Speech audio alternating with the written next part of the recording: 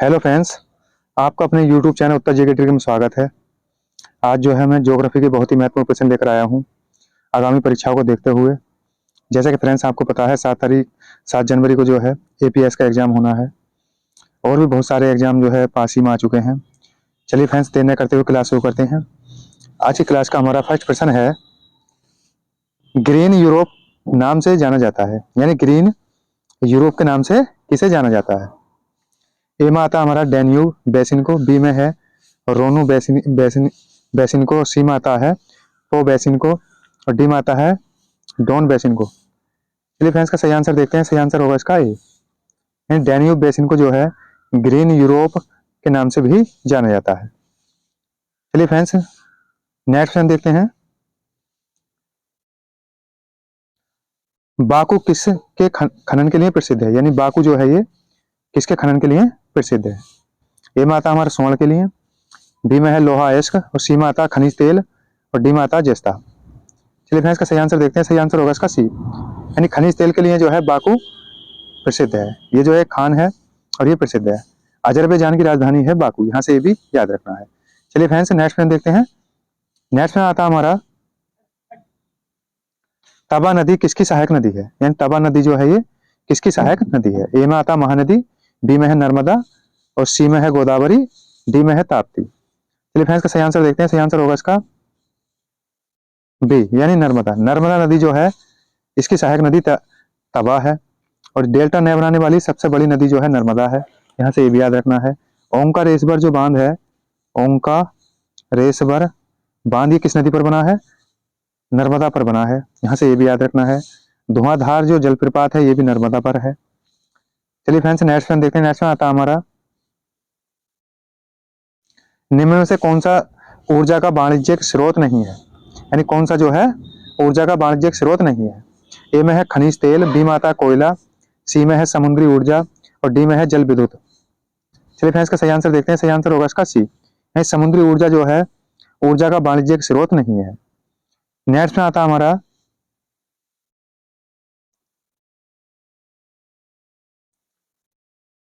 सबसे बढ़िया कोकारी कोयला प्राप्त किया जाता है। सबसे बढ़िया जो है कोकारी कोयला कहाँ से प्राप्त किया जाता है। ए में है नेवेली से और बी में आता हमारा रानीगंज से, सी में है सिंगरौली से और डी में है झरिया खान से। चलिए फ्रेंड्स, का सही आंसर देखते हैं। सही आंसर होगा इसका डी, यानी झरिया खान किस राज्य में है, झारखंड में है। यहाँ से ये भी याद रखना, झारखंड में है झरिया खान। रानीगंज जो खान है ये पश्चिम बंगाल में है, पश्चिम बंगाल, यहाँ से ये भी याद रखना है। सिंगरौली जो खान है ये मध्य प्रदेश एमपी में है, एमपी में मध्य प्रदेश में है, यहाँ से ये भी याद रखना है।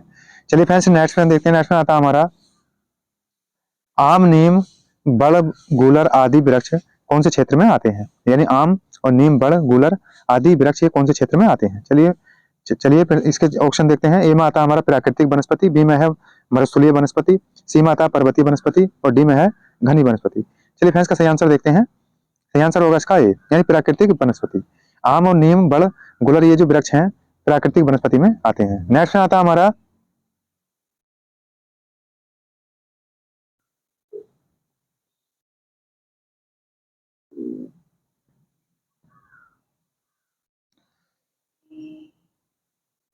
निम्न में से किस फसल को सफेद सोना कहा जाता है, यानी कौन सी फसल है जिसे सफेद सोने के नाम से जानी जाती है।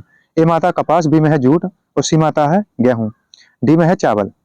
चलिए फ्रेंड्स, का सही आंसर देखते हैं। सही आंसर होगा इसका ए, यानी कपास। कपास को जो है सफेद सोने के नाम से जाना जाता है और कपास सबसे अधिक किस राज्य में होती है, गुजरात में। यानी गुजरात में सबसे अधिक होती है।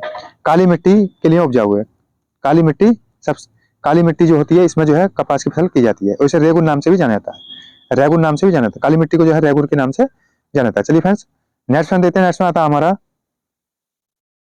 निम्न से जायद की फसल आती है, यानी इनमें से जो है कौन सी जायद की फसल में आती है। ए में आता तरबूज और बी में है गेहूं और सी में है चावल और डी में आता मक्का। चलिए फ्रेंड्स, का सही आंसर देखते हैं। सही आंसर होगा इसका ए, यानी तरबूज जो है जायद की फसल में आता है। नेक्स्ट में आता हमारा, सोपन कृषि की जाती है, यानी सोपन कृषि जो है कहां पर की जाती है। ए में आता मैदानी क्षेत्र में, बी में पर्वतीय क्षेत्र, सी में आता पठारी क्षेत्र और डी में है तराई क्षेत्र। चलिए फ्रेंड्स, का सही आंसर देखते हैं। सही आंसर होगा इसका बी, यानी पर्वतीय क्षेत्र। पर्वतीय जो क्षेत्र है ढालों पर, पर्वतीय ढालों पर सोपन कृषि की जाती है। और झूम कृषि या झूम झूम कृषि नागालैंड में की जाती है। नागालैंड, यहाँ से ये भी याद रखना है, नागालैंड में की जाती है। नेक्स्ट में आता है हमारा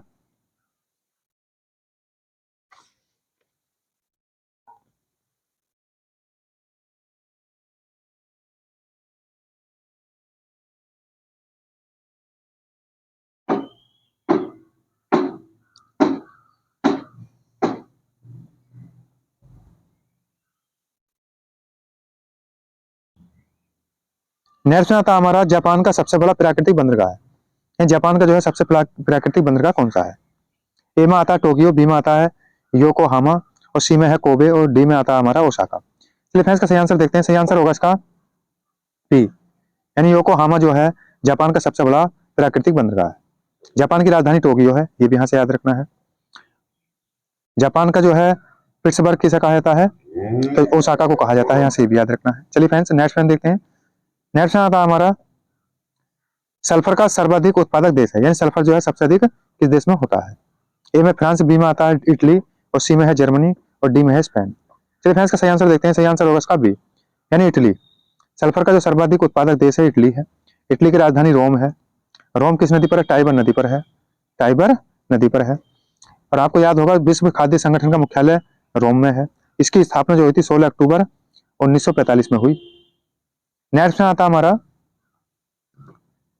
लेबनान के पेरिस किसे कहता है? लेबनान के पेरिस के नाम से जाना जाता है। चलिए फ्रेंड्स इसके 4 ऑप्शन दिए हुए हैं, इसमें सही आंसर देखते हैं। ए में है त्रिपोली और बी में है जहारता और सी में आता है रियाक और डी में है बैरूत। इसका सही आंसर होगा फ्रेंड्स डी, यानी बैरूत। बैरूत जो है लेबनान के पेरिस के नाम से जाना जाता है। नेक्स्ट आता है हमारा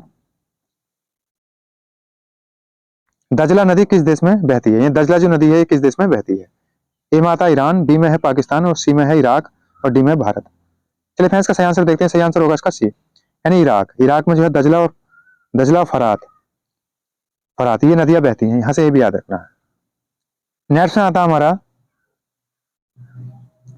पुस्ताज घास के मैदान किस देश में है? यानी पुस्ताज जो घास के मैदान है किस देश में पाए जाते हैं? ए में है हंगरी, बी में आता है दक्षिण कोरिया, सी में है अमेरिका, डी में जापान। चलिए फ्रेंड्स का सही आंसर देखते हैं। सही आंसर होगा इसका ए, यानी हंगरी। पुस्ताज घास के मैदान जो है हंगरी में पाए जाते हैं। हंगरी की राजधानी बुडापेस्ट है। क्या है? बुडापेस्ट, यहां से भी याद रखना। नेक्स्ट आता है हमारा ऑस्ट्रेलिया एवं न्यूजीलैंड के मध्य है। ऑस्ट्रेलिया एवं न्यूजीलैंड के मध्य यानी कि बीच में है अर, अराफुरा सागर, बी में आता है तस्मान सागर और सी में है ब्रिस्बेन सागर और डी में है कुक जल संधि। चलिए फ्रेंड्स का सही आंसर देखते हैं। सही आंसर होगा इसका बी, तस्मान सागर जो है ऑस्ट्रेलिया एवं न्यूजीलैंड के बीच में है। संसार की सबसे बड़ी प्रवाल भित्ति ऑस्ट्रेलिया में पाई जाती है, ग्रेट बैरियर रीफ। क्या है? Great barrier reef. नेक्स्ट देखते हैं। नेक्स्ट आता है हमारा डैन्यूब नदी कितने देशों से होकर गुजरती है? डैन्यूब नदी जो है ये कितने देशों से होकर गुजरती है? ए में आता है 6 देशों से, बी 7 देशों से और डी में आता है, सी में आता है 5 देशों से, डी में 8 देशों से। चलिए फ्रेंड्स का सही आंसर देखते हैं। सही आंसर होगा इसका बी, यानी 7 देशों से होकर जो है डैन्यूब नदी निकलती है, गुजर जाती है। नेक्स्ट आता है हमारा निम्न से सबसे अच्छी किस्म का कोयला कौन सा है? यानी निम्न से सबसे अच्छी किस्म का कोयला कौन सा है? ए में आता है हमारा एंथ्रासाइट, बी में है बिटुमिन्स, सी में है लिग्नाइट और डी में है पीट। चलिए फ्रेंड्स का सही आंसर देखते हैं। सही आंसर होगा इसका ए, यानी एंथ्रासाइट कोयला जो है सबसे अच्छी किस्म का कोयला है। इसमें जो है कार्बन की मात्रा 90% तक होती है। नेक्स्ट आता है हमारा भारत में विश्व की कितने प्रतिशत जैव विविधता पाई जाती है? भारत में जो है कितने प्रतिशत जो है विश्व की जैव विविधता पाई जाती है? चलिए फ्रेंड्स का सही आंसर देखते हैं। सही आंसर होगा इसका सी, यानी 8% जो है जैव विविधता भारत में पाई जाती है विश्व की। और जैव विविधता जो दिवस मनाया जाता है 22 मई को मनाया जाता है। और जैव विविधता एक्ट जो है अधिनियम, जैव विविधता जो है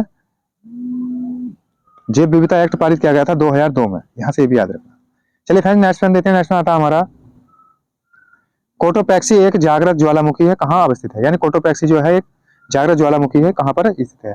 ए में है सिसिली में, बी हवाई द्वीप में और सी में आता है हमारा एंडीज में और डी में है रोकी में। चलिए फ्रेंड्स का सही आंसर देखते हैं। सही आंसर होगा इसका सी, यानी एंडीज। एंडीज में जो है कोटोपैक्सी एक जागृत ज्वालामुखी स्थित है। नेक्स्ट आता है हमारा भूमंडलीय तापन का कारण है, यानी भूमंडलीय तापन का जो कारण है।